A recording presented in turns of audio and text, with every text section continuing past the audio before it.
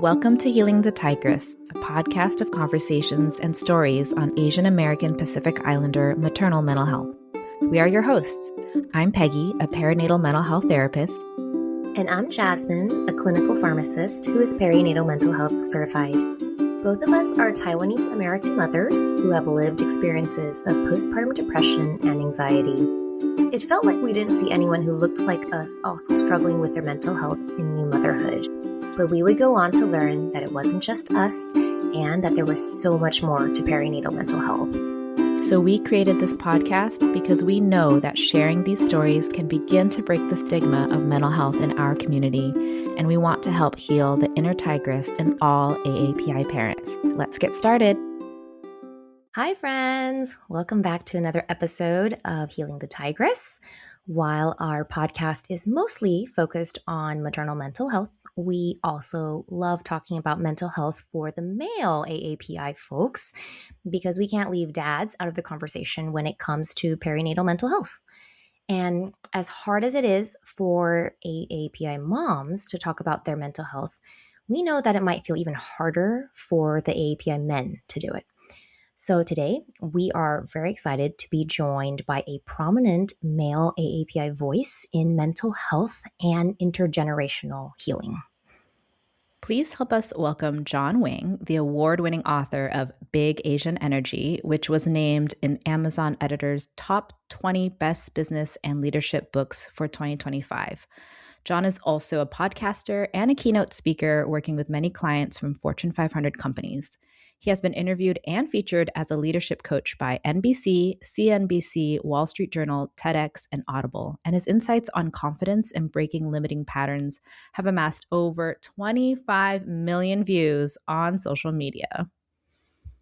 John, thank you so much for joining us today. Would you please kick us off by telling our listeners a little bit about your cultural background and where you are in your parenting journey? Hey everyone, it is such a pleasure to be here. And I just want to say thank you for having me on. And also from my inner child, I would have been so excited to know the show would exist in my future. Aww. So thank you for doing all the work that you do. And yeah, I would love to, a little bit of background. I was born in Taipei, Taiwan, and I grew up in North America in Canada, Vancouver, where I currently reside. Awesome. And can you give us a little background on where you are in your parenting journey? Yes. So my wife and I are currently in the trying to become parent stage and learning as much as we can about parenting, which has been a journey in and of itself. Yeah, I'm sure. And I feel like you have done so much inner work and growth in your story leading up to here that you're going to be a great parent by the time you guys are rolling around to that. But we'll get into that. And speaking of this journey, I know you've had quite the career journey. And one of the things that you mentioned is that around age 30, you said, quote, you lost it all. Your business, the person that you thought you were going to marry, your physical health took a turn for the worse. I think you mentioned you were on stage giving a speech and then all of us sudden pain and you had to go back, fake, make it through, go backstage and then just collapsed. And so what was going on for you mentally and emotionally? And how did you go from survival to intentional rebuilding? Around the time that I was in my early 30s, I think that was my kind of like the dark night of the soul moment that I went through. And yeah, it was a tough one. I was on stage when I discovered that I was bleeding internally and had burnt out. And that kind of led to a whole lot of collapses that was all going on through my life. You know, what's funny thing is now I look back now and I really feel blessed for that time.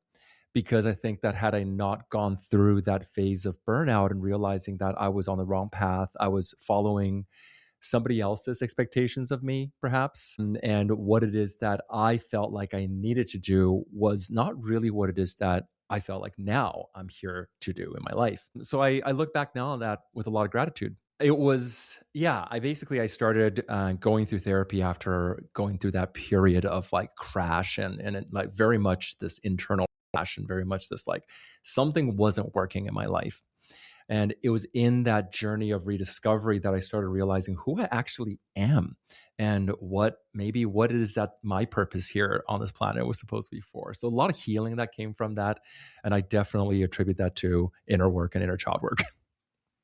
I mean, I even feel like leading up to your 30s, you already did a lot of soul searching and digging deep down to see as an immigrant. What stood out to me was that you noticed you quickly realized you had to adapt, and you noticed that yourself as more of the observer. Like maybe you were quiet, but more was like you were observing and learning.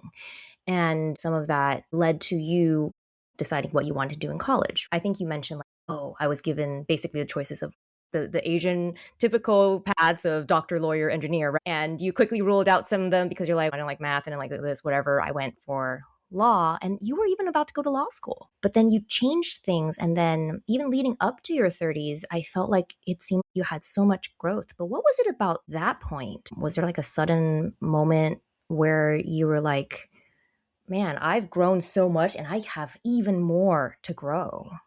Hmm. I think that the biggest division point was that before that transition time, I was focused on growing outwardly. It was a performative growth, as in, all throughout my teenage years, my thought was exactly as you kind of talked about. I was always the invisible one in my family, as in my parents, and very common in, I think, a lot of Asian cultures.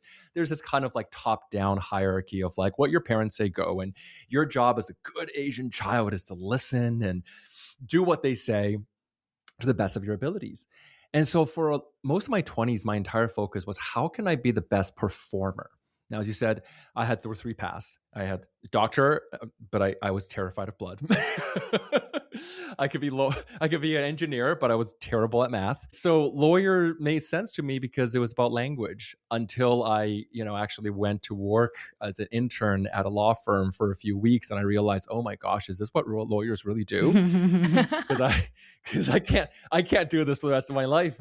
I can't do this for the rest of the next 2 months, let alone the rest of my life. So my focus really much became on, well, what was it that I was good at? Well, I was good at studying. I was good at performing. I was good at being a good Asian kid.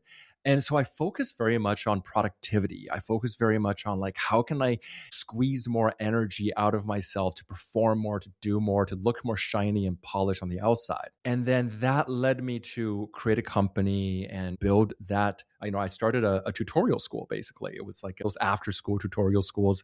I'm sure a couple of Asian kids might have grown up with that, kind of like those, what are those called? Kumon. Kumon. Right? Oh gosh. Oh, I think The that just brought up. PTSD. Yeah, you could feel my stress level just hit Yeah. alongside all the other Kumon kids.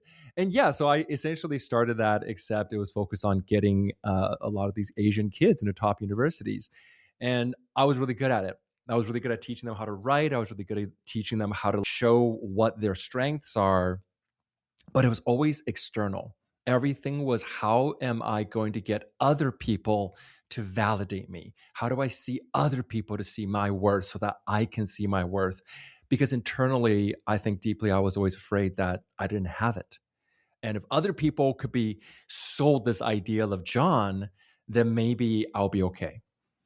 And it wasn't until that period of real transition that I started diving in deeper and saying, wait, why was I basing so much of my self-worth on other people's validation? Why couldn't I give that for myself?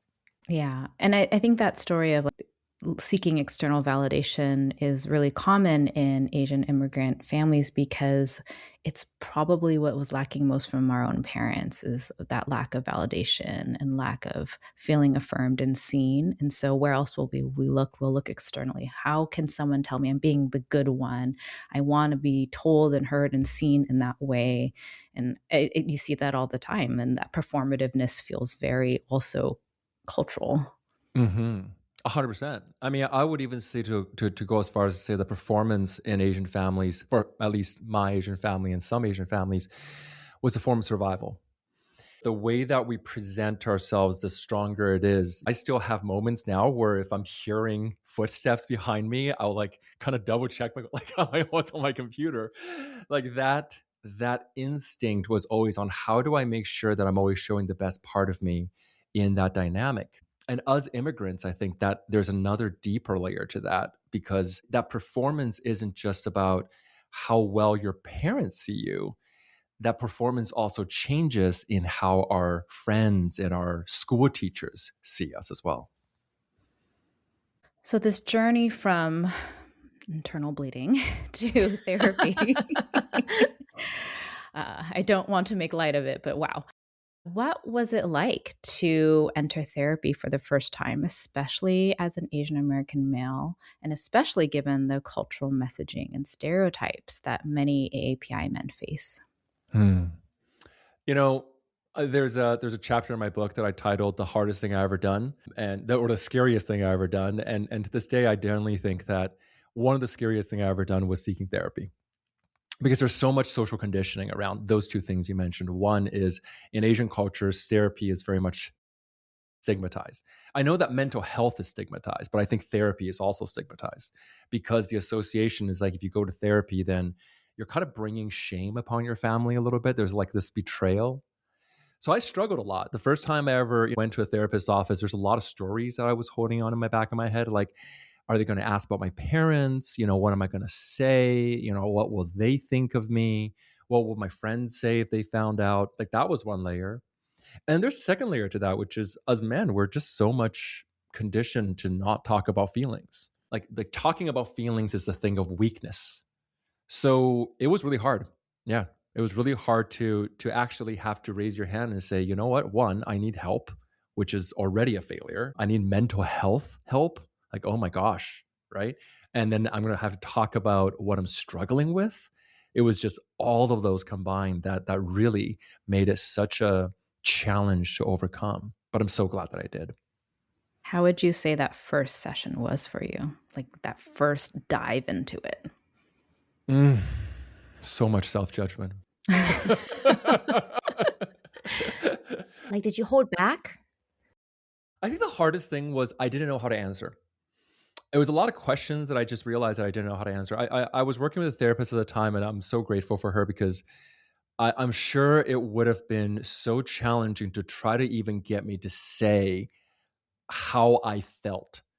I remember, literally sitting there and being like, and I would conceptualize my feelings, right? I would be like, I think that, like, anger would make sense in this. And my therapist would be like, I feel angry.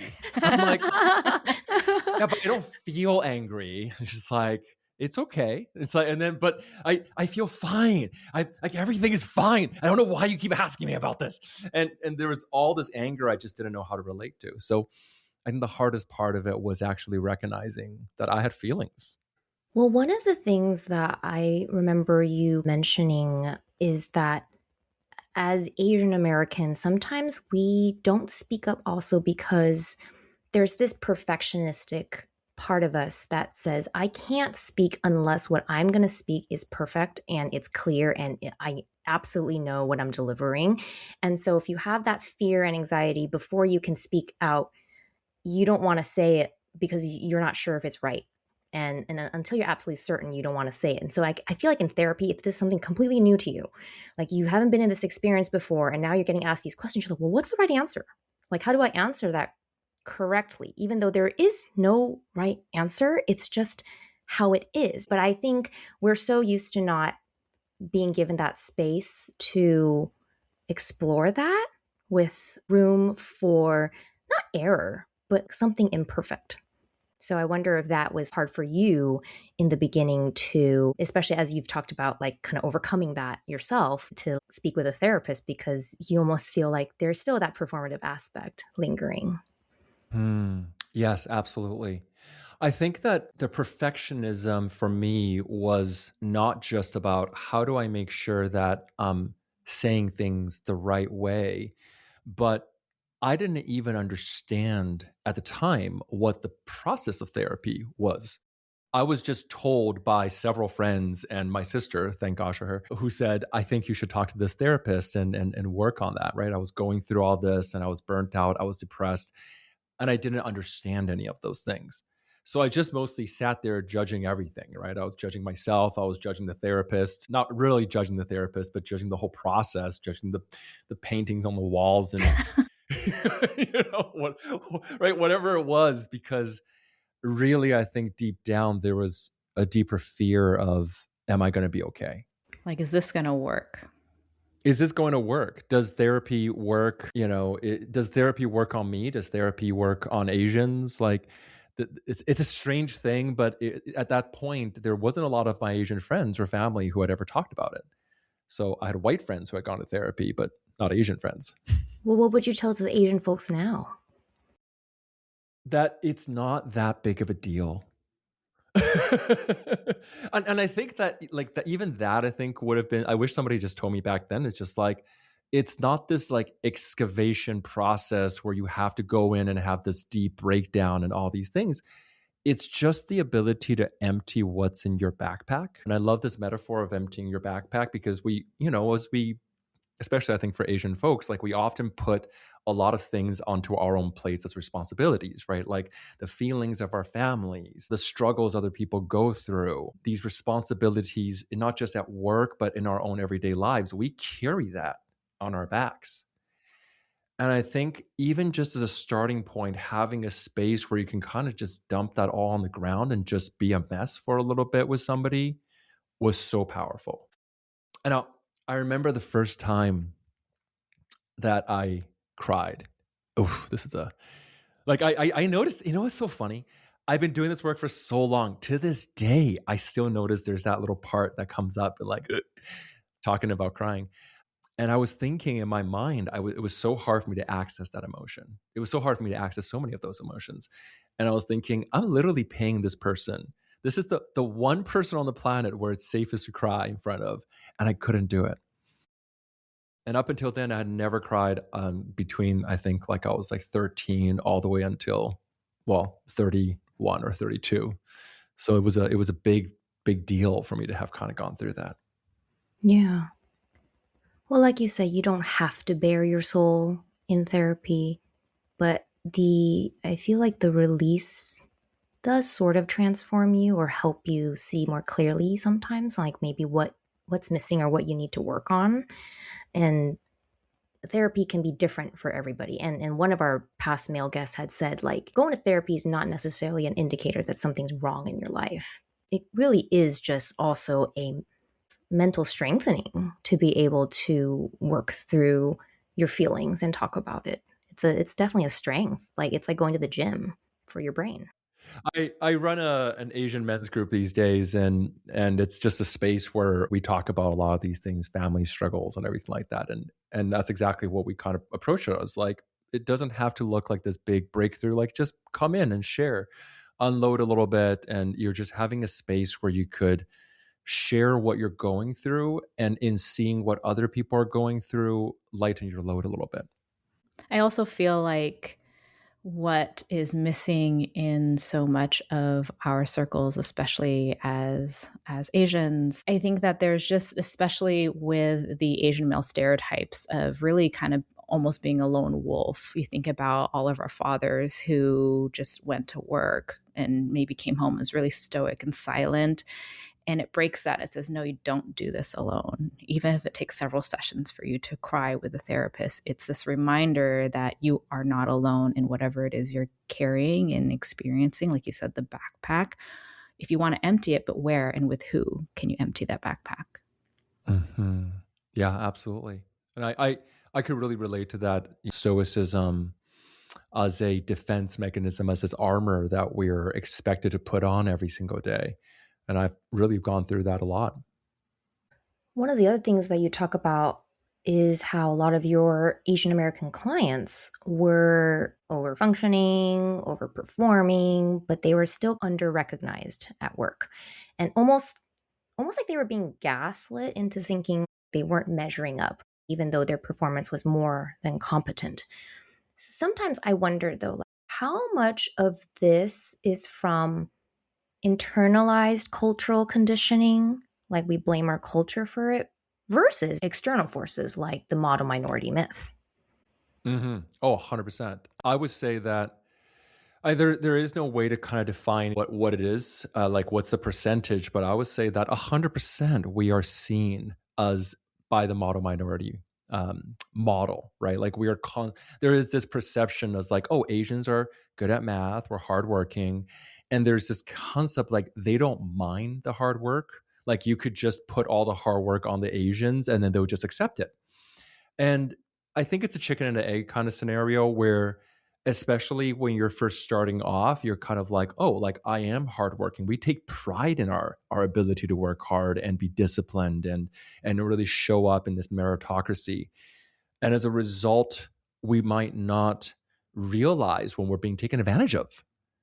And I think that's 100% something that does happen for so many workplaces where I've heard from people. I'm like, yeah, like, dude, you're being given way more work than your colleagues are because they think just by looking at you that you'll accept it.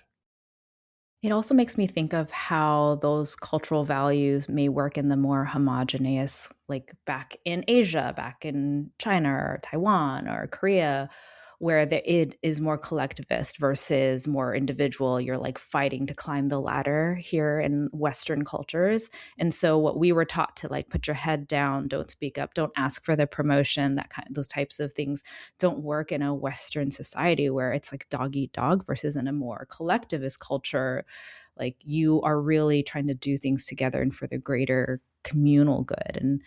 And so there is that clash of, hey, that model minority is because like, oh, look at them, they're the good Asian, they don't speak up, they keep their head down, they work hard. Mhm. Yeah, it's easy. Like it's easy to take advantage of us in a lot of ways because there was that long held perception of us being, that quiet, hardworking, not complaining view, not realizing that this is why I often say it's not that we're shy, it's that we're respectful. It's not that we are willing to do more work, it's that we believe that hard work should speak for itself. And while those meritocratic ideals may have worked better in a, like you said, collectivist culture where everyone is playing by those rules, it doesn't apply to Western cultures where self promotion and playing the social game and politics have way more of an influence in an individualistic culture than it does perhaps back home. Yeah, I think it's like the trying to blend the, being immigrants, right? Bringing that cultural piece to where we are now and trying to we're like straddle these two worlds of how do I have both pieces? How do I, carry pieces of what I've been taught about these values in this new area and survive in this Western type of world? It can be a little confusing to figure out how to fit in that. And the model minority myth just further, I think, is used in a way it's used in a way actually to harm us more than it is to help us. And I think people are gradually starting to sort of realize that and the history behind like why we were cast as the silent good hardworking effeminate types of people to make us look more weak, to make us look more compliant, when when they've just really kind of been pitting us against other people of color and silencing our voices because we feel that it means being near white, which is not completely not true. We don't really have a seat at the table. I like this question that you posed. You said you've been trying to answer this your whole life because I feel like I wonder this myself too. There's no simple summary, but can you give us the short answer to this, short version of this, and what you've discovered about the answer? Your question was, how do we honor where we come from without losing who we're becoming? The simple version I love individualistic mindsets. And what I mean by that is that the way we show up at work in particular, and I'm just going to call it out, is that Asians get bullied in the workplace. And exactly what we talked about here is like it's so simple. You could talk about, oh, model minority myth, et cetera, et cetera. The reality is that if you take somebody who looks Asian and suddenly they act like Brad on the golf course, who is just like loud, outspoken, draws boundaries, has no issues speaking up assertively, telling people off, how do other people react? And a lot of times that reaction would tell us a lot about how we truly are viewed. There's this oh, it's okay for I'm just gonna say it's okay for the white people to do it because that's the expectation. But it's a surprise that you do this. It is, it's not like you. It's not really who we assume you to be. And I think this is why it is that our greatest strengths in our culture, I believe, is the collectivist bond and connection. I love connecting with Asian people because there's this understanding oftentimes, like we just get each other. And when it comes to showing up in the workplace, however, draw those boundaries. Demand that raise. Speak your mind. Say no where it is you need to. Yeah, have that big Asian energy, right? It kind of reminds me of this TEDx talk by Tony Lowe called Decolonizing the Workplace. She is a Black woman, so it's women of color. But it is just like this workplace was designed for the white male. How do we, as people of color, fit into that and be seen and be heard? Like you said, without losing who we are, but we have to play a certain game. And I think about, again, that model minority myth. And I was talking to Jasmine about this when we were talking about just like Asian American history and where the stereotype specifically for Asian males came from of being kind of weak, passive, and effeminate is during the gold rush and during the building of the railroads, the Chinese men really didn't have a lot of options. And so they had to open laundromats, they had to open restaurants, and those were traditional female jobs. And so those stereotypes have just carried on since then. And how do we break that? And those things are still valuable. Like food is our love language and caring for each other. But I just think it's just really fascinating that, especially as bicultural being here and again, Western world, like how do we have big Asian energy? What does that big Asian energy look like? Hmm. And I so appreciate that you call that out, that historical part, because you're right. Like so much of that narrative across both genders really started during that time. It was during that time that we started seeing those laws, the Chinese Exclusion Act, and we started seeing really that movement very much of like, oh, we brought you here to work on the railways, and now we would prefer it if you guys just disappeared. And there's, by the way, if you go and look at the history, if you're listening to this, there is so much to it, down to why it is that there are so many Asian restaurants spread across California, because there are bans on how many Asians are allowed in each town and all these kind of things. But coming back into how does big Asian energy show up in, let's say, the workplace? I think that there is a new identity that we are crafting right now. There's this discussion right now. I think that's the kind of the dominant narrative, which is that K-pop is revitalizing Asian males. And don't get me wrong, I 100%, I love that. K-pop Demon Hunters, I still think is one of the best movies that came out in the last little while. But I think that there's going to be a difference in Asian American identity will look different from Asian identity. Because if you go to take a look at Asian cultural depictions of heroes, we are still more humble. We are still, more the crouching tiger, hidden dragons, because that culture is still very much a collectivist. So we're crafting a new world here, and we're crafting a new identity of what it means to be Asian American. And it's still just at its early stages of birth. And this is why it is that movies like K-pop Demon Hunters and Everything Everywhere All at Once are so powerful, because they're depicting variations of us that perhaps the world hasn't truly gotten to know yet. That gave me chills. I love that.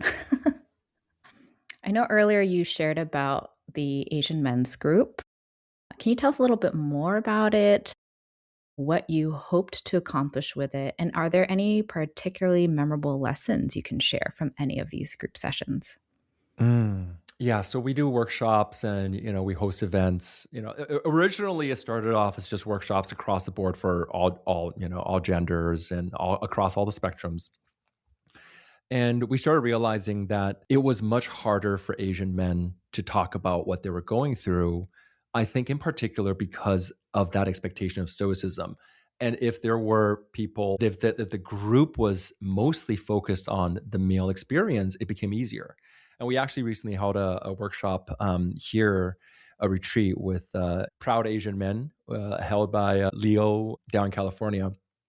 And it was really powerful because really we just created a space where we could kind of talk about our experiences, and we did processing work and, did exercises, some of it looked like punching bags, and, some of it looked like, I know he does like those taiko drums, because I think that for a lot of Asian men, the emotional processing doesn't have to look like sitting there talking about feelings and crying, which is fine if that's what they feel connected to.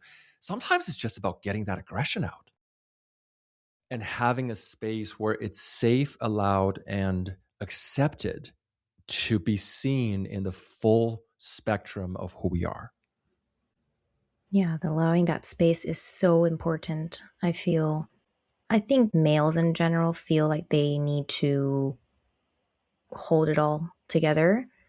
And so allowing them to have that space is so important. And I'm glad you're creating spaces like that. I feel like we need more of those. and gradually maybe it's becoming more of a thing. As you said, I feel like we're just really slowly starting to emerge into this, like, what does it mean to be Asian American? And what does mental health mean to us?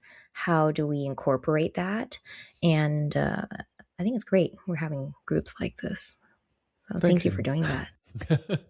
I think that I think that is exactly as you said. We are seeing more and more and more of it because as a community, I think we're waking up to the power that's underneath it. And it really, to me, is about freeing the parts of us that we may have been holding back because we were trying to fight for belonging. And that belonging may have been looking like, oh, okay, what if maybe like assimilation, for example? Assimilation by definition is hiding parts of ourselves so that we could better fit into the mainstream, right? So that might look like, oh, maybe I don't bring that particular lunch to work. Maybe I don't talk about the kind of music I listen to. Maybe I don't share the part of culture. Maybe I really work on how I speak so I could sound and act and, play more pickleball and do more code plunging because it sounds more white, not because, right? Like, right. There is that kind of pressure that exists. Like if you want to belong, you have to act like that. And I think instead of assimilation, what we're starting to see more of is integration. And integration means both bringing out your full self into that mainstream and allowing your full self to make the mainstream better because of the diversity that we bring, because of the voices that we bring. And I think, like, I truly, truly believe we are at the birthplace of a very powerful movement that is just like, we're just starting to see more and more and more discussion of this. And the next 10, 20 years, this is going to absolutely explode. It brings me back to the whole K-pop stuff, because Jasmine and I had our bonus episode about K-pop demon hunters, and just the fact that people are like swooning over a cute Asian K-pop pop star is so different than, let's say that my history sucks. Whenever the gold rush was, no, the Asian male was not someone to swoon over, and now cross culturals romances and falling in love with the Asian male character, and so that impact that is coming. I feel very hopeful, and then you're feeling very hopeful too. It's really exciting. But also the examples that these groups can offer for so many Asian males. Because when I talk to Asian males who are either hesitant about therapy spaces or group spaces or exploring these things, it's because they just don't have an example. Right. They don't have friends that are doing it, or they don't maybe even have Asian guy friends. It's just, what are they referencing, and who can they look to for that? Because their fathers don't have that for them. Mm-hmm. That's a big one. Yeah. Lacking of models was very much a thing. I mean, for my upbringing, I remember the first time I saw Asians in movies, as Asian males in movies, was Romeo Must Die, right? Jet Li. This is like back in the day. And I remember like later on finding out like Romeo Must Die is because it was a Romeo and Juliet movie. And then the director later on came out and said that we decided to take out a scene in which the main character, which was an Asian male played by Jet Li, kissed Juliet's character. Again, it's a romance movie. And they said that society was just not ready for a romantic Asian male lead. And now we got a Netflix show about Brazilian people going to Korea to find my Asian, like Korean boyfriend. I mean, wow, think about the journey that's come. I thought of Crazy Rich Asians and Henry Golding and You guys can't see John. see he's fanning himself. That scene when he takes off his shirt. Oh, we bought 10 tickets. My sister and I, we bought 10 tickets and we gave them to our friends because we just wanted to pack the house. And of course, they didn't need us because, you know, that movie just went and blow up. But yeah, that was a very powerful moment. So I know I briefly mentioned fathers, and we do have many father listeners as well as mother listeners, and wanted to pivot to a question about AAPI fathers. So we know that many AAPI fathers feel the pressure to be the silent rock. We mentioned the stoicism earlier, especially for their partners during the postpartum period, which may lead them to suppress their own struggles with their own paternal depression or anxiety. How can AAPI fathers apply your big Asian energy principles to be more emotionally present and vulnerable in the home rather than just providing? I think the biggest one is really allowing that parent bond, like that you and your partner, to have its own space, realizing that there's appropriate boundaries. You don't go to your young child and talk about all the stress that you're experiencing at work, right? Like, but yeah, allowing that your partner to hold some space for it. But personally, I am a really big believer in men's work and having men's groups and that circle. I think that even if it's just a couple of male friends that you can kind of gather together and be willing to be the first to vulnerably say, hey, yeah, I've been going through this stuff. My wife is processing this, and I'm there to hold space for her, and I'm there to be her rock. But I kind of need somebody else to be my rock right now. I need a space to kind of just be a little messy and be like, to just break down a little bit and being like, oh my gosh, like this is just so hard. You know, I haven't slept in 3 days and I'm trying to be strong and brave for my wife and for my family. But like, dude, like this is hard.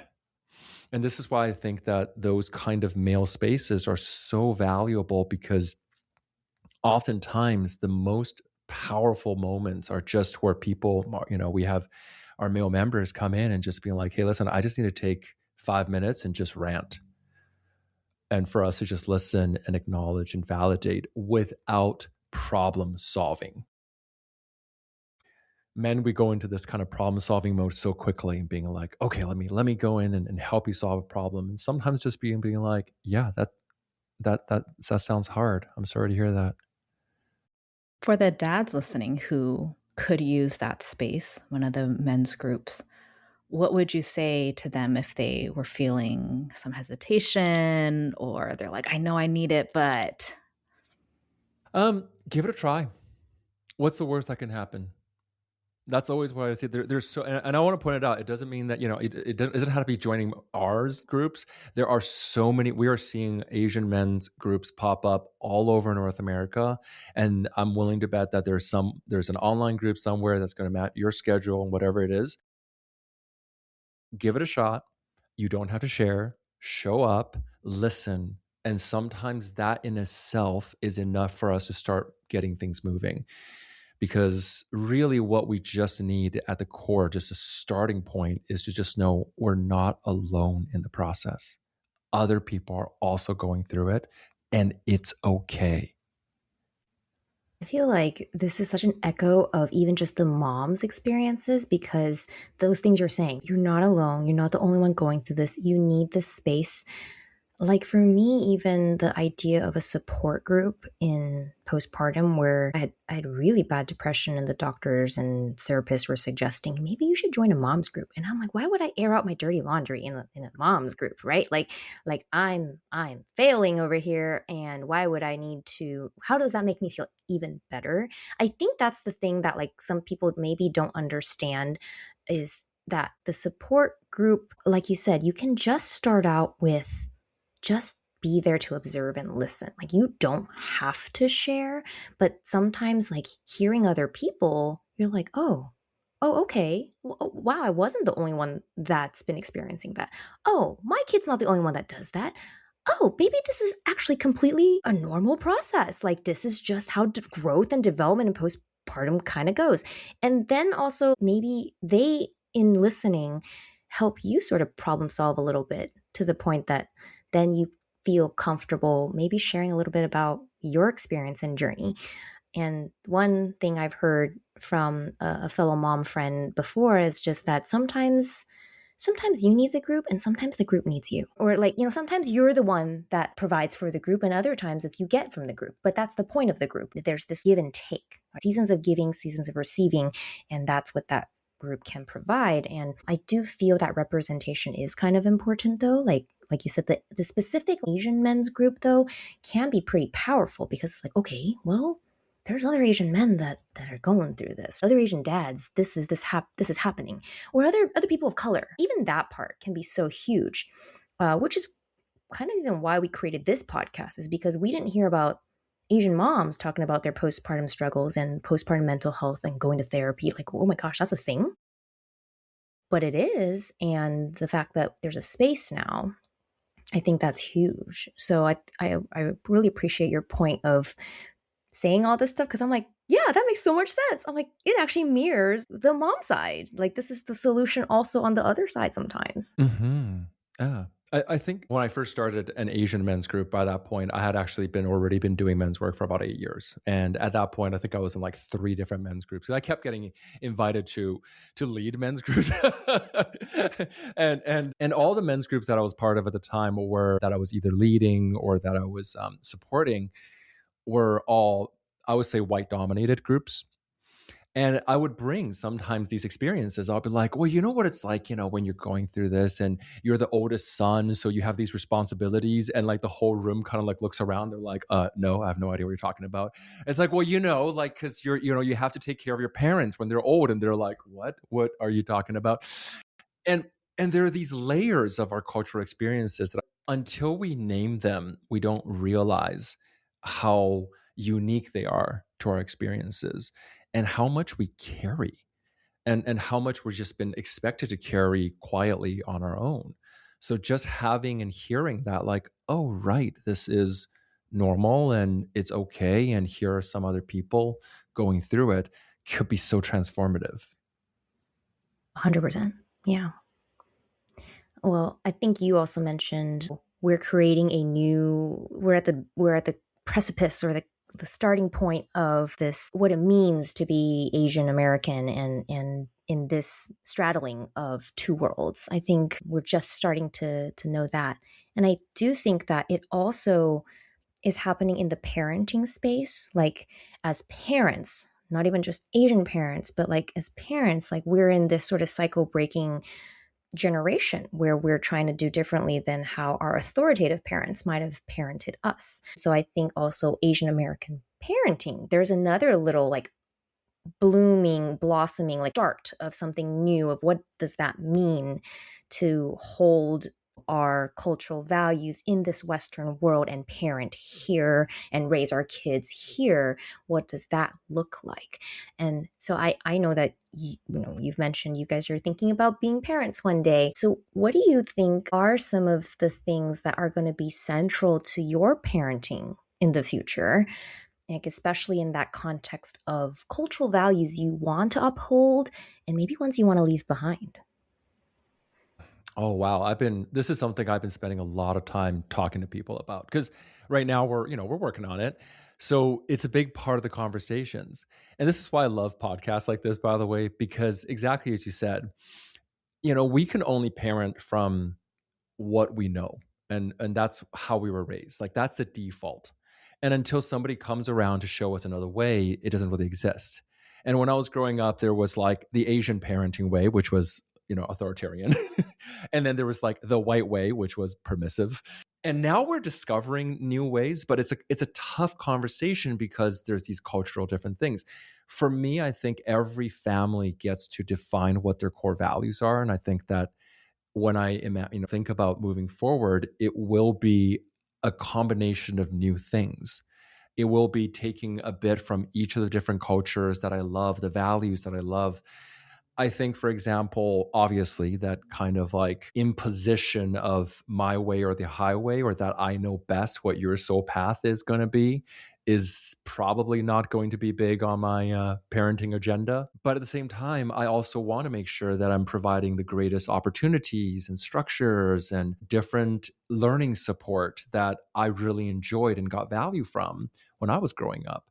And not to mention, I don't want my future children to lose touch with this incredible culture and this wealth of, that I grew up with, the music and the food, and especially the food. Oh Oh, gosh, yeah. all the Yeah. You can't beat Taiwanese food. No. I've got a thing for stinky tofu. My wife doesn't like it, but my children are going to try stinky tofu.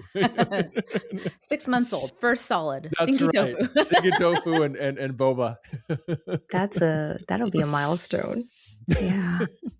Yeah, I always tell my clients that we don't parent in a vacuum. It is active work to try to leave behind some of the generational patterns that we learn. And it is an active choice to parent differently. And it takes work. It's not easy. And there will be days where suddenly we're like, oh my gosh, I sound like my mom, or I sound like my dad.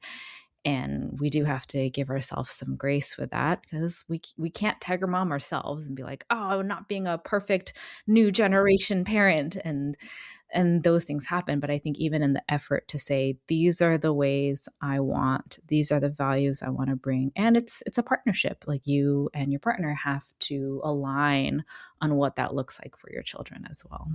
Mm-hmm. And I think, let me know what your thoughts on this, as being the moms. But I really think that the greatest work that we can do as parents, and to end that generational pattern that gets passed down, is working on ourselves. Because I think it's the modeling actually that makes the biggest difference, not the lessons. It's not what we teach, but how we show up. Like something as simple as, I'm always aware of, the ways that I've taken on my parents' belief systems unconsciously, like their money beliefs, right? And that's taught without ever saying a word, just by watching, like, how does mommy and daddy deal with conflict? How does mommy and daddy deal with stress? Do they like bottle it up and get really stressed and then suddenly go and have a drink? Or do they like, sit down and process and talk about it and actually look at it? Like, because children learn from mirror neurons, right? They learn from how you experience the things more than they learn from what you tell them to do. So I think showing up and doing the work for yourself is the greatest gift I think any parent can give to their children. Percent. I mean, so much of it is that co-regulation.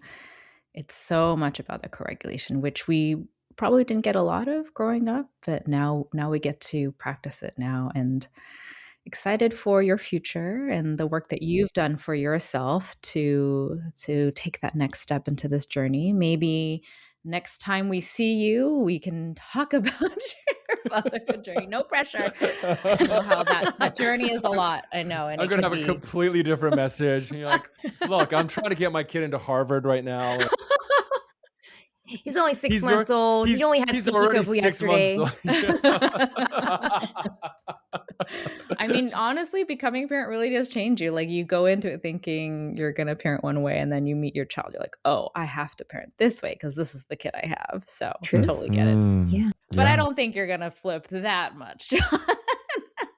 John's already on the right path. He's like light years ahead of where I was before I jumped in, and I only learned this on the go. But also, I think the parenting space is caught on by such a storm, and we are totally recognizing the importance of our own mental health when it comes to parenting our kids. Because if, like you said, if you don't work on yourself, how do you show up for your children? And in this space where we are trying to break all these generational cycles for ourselves, like getting out of our own intergenerational traumas and healing while trying to parent, that is so much mental space and energy that you're taking on that it's going to be really hard. Like, I feel like we have the hardest jobs right now in this space to grow as people and as parents. And so if this is hard, it's because it feels hard, is because it is hard, right? Like, that's just kind of the reality of it. But I feel like we got to give ourselves props for taking on such a hard role here. And I am so proud of our generation for accepting the challenge and going for it. I think that we don't give this generation enough credit, because when you learn, oh, there's this one way that has been passed down for literally thousands of years, and that it's your generation, it's our generation's turn to rewrite that script. I mean, we're all just testing it out and we're just trying our best.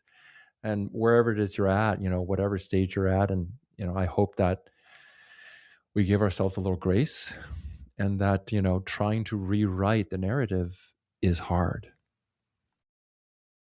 John, in the spirit of healing our tigresses or tiger, we ask all our guests, if you could go back to whenever was the toughest time in your life and tell yourself something, what would that be? There's so, I love this question, because as soon as you asked it, I just felt myself melt into it. And I just went, oof, there's so many of these moments, so many of these moments looking back now is like, wow, the challenges that I was going through. I think for every past version I would talk to, I would say the same thing, which is, I believe in you and you will get through this. I wouldn't want to take anything away. I wouldn't want to take what versions of myself was facing at the time away, but just the awareness that whatever it is, this is the journey we're meant to be on. And that I believe in our innate ability to solve that problem, whatever comes our way, and to come out of it fine. That is beautiful, beautifully said. And I think everyone needs to sort of hear that from themselves, from other people. Like, things that are so obvious sometimes, you still need to hear it. You still need to hear that. And having someone believe in you, especially yourself, is so powerful. So thank you so much, John, for all your time today and this wonderful discussion we've had. Where can our listeners find more of you and your work if they want to follow along? I love your Instagram stories and your reels, and he also has some really great breakdowns on K-pop Demon Hunters. He's not kidding when he says he's a fan. We love, actually, I feel like that was one of the first things Peggy's like, oh my God, like, look at this one. This one's really good about like K-pop Demon Hunters. But yeah, where can our listeners find more of you? Yeah, absolutely. Thank you for asking that. So Big Asian, my book name is Big Asian Energy. You can find this anywhere you buy books. My website is bigasianenergy.com. Instagram is John Wang Official, or just type in John Wang and Big Asian Energy. I do try to share the process of, whatever it is that I'm going through. And I really believe in documenting whatever it is I'm going through live. So yeah, if you want to hear about my journey and what it's like to publish a book, come out the other side, then come say hi. Come say hi. Slide into the DMs. That's awesome. Thank you so much, John, for being here. Such an honor. Thank you for having me. We want to thank you deeply for tuning into this episode of Healing the Tigress. The more we share these stories, the more we can help our AAPI mothers and partners. If you enjoyed this episode and our mission, you can help us out in the following ways. Follow our show wherever you get your podcasts. Leave us a rating and/or a review, and share our podcast with a friend. We also encourage you to follow us on Instagram at Healing the Tigress, where we hope to build a community of healing tigresses and give you updates on what's coming. And if you want more bonus episodes, please check out our show notes for how to subscribe to our exclusive content. Or you can also head over to our Buzzsprout page at healingthetigress.buzzsprout.com. We are not for profit. We are here to help our community, but any support you give us is so deeply appreciated. Above all, thank you from the bottom of our hearts for being here. Healing the Tigress is produced and edited by Peggy and Jasmine. Music for this show is remixed by Dr. Tony Huynh of Tony Mixes. Our intro music is a cover of You and Me by Z Avi, played by our co-host Peggy. Our outro music is a cover of Green Island Serenade, played by Jasmine's sister. Cover art design is by Dr. Angela Chung.